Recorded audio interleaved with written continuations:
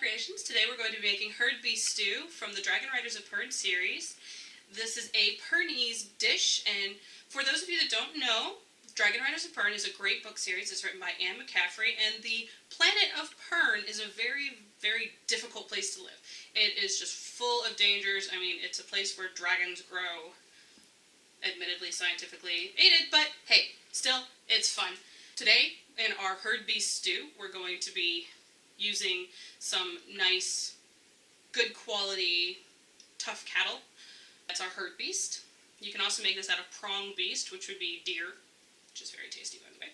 You can always use whatever veggies you want, but if you want it to be a little bit more authentic, try using tubers like turnips, carrots, potatoes, things in that kind of family, and legumes, which are your beans and things, which can grow just about anywhere, including peas. So, with no further ado, we've got two types of tubers. We've got our potatoes and our carrots. We can also use turnips, parsnips, all that sorts of stuff. We've also got our legumes, which are a trio of beans and peas, and then we've got some nice tasty corn, adds some good texture. And then we've got our cubed Herdbeast, also known as beef. To spice it up a bit, we've got some local herbs, dried and crushed, and a little bit of salt from the Pernese oceans, along with some peppercorns that have been ground up. So step number one is to take your Herdbeast, your cubed Herdbeast, and you're going to flour it. Now you're going to dust it with either flour, but if you want to be a little more authentic, use cornstarch or potato starch. That's because those both come from plants that can grow on Pern. They can survive the harsh environment. I've got a little bit of cornstarch here, and I'm going to flour or dust my Herdbeast. This is to keep it from sticking to each other whenever we get ready to put it into the pan. We're just going to dump that over there, and you will have to get your hands dirty. So if you really want to use gloves, you can use gloves here. But you're tough, you're Pernese, you don't need gloves. And you just want to get these a good coating all over them.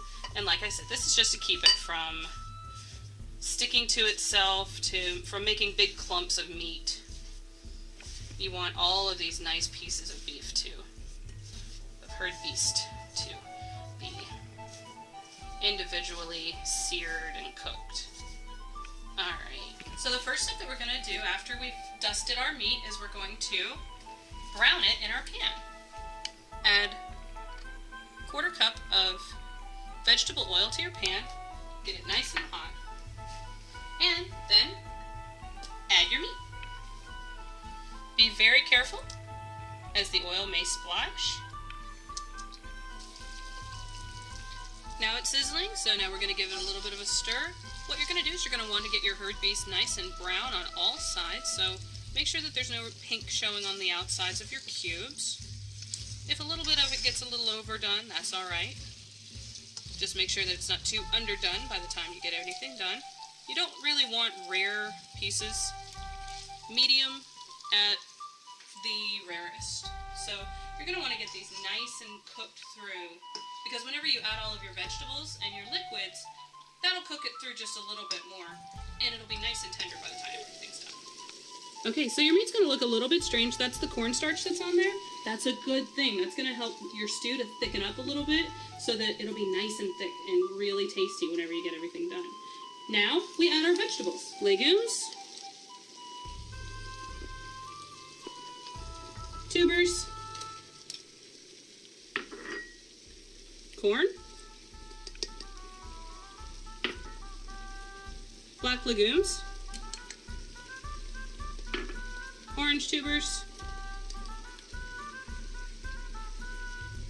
and finally, dried leaves for taste, salt from the sea, and peppercorn from the plants.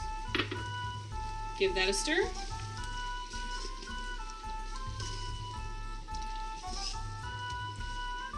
And add just enough water to cover the whole thing.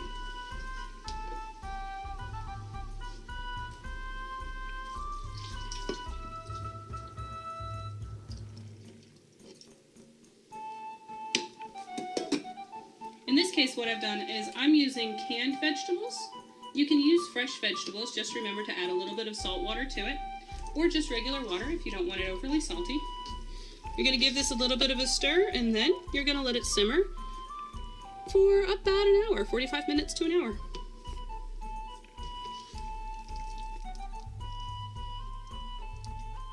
Our Herdbeast stew is now finished. It's nice and thick and goopy. It's going to be delicious. You can smell it all throughout the house. It is wonderful. You're going to take your ladle, if you have a nice little rustic bowl like this, it's perfect for your Pernese dinner. Ladle yourself up some wonderful stew. Serve and done. Herdbeast stew.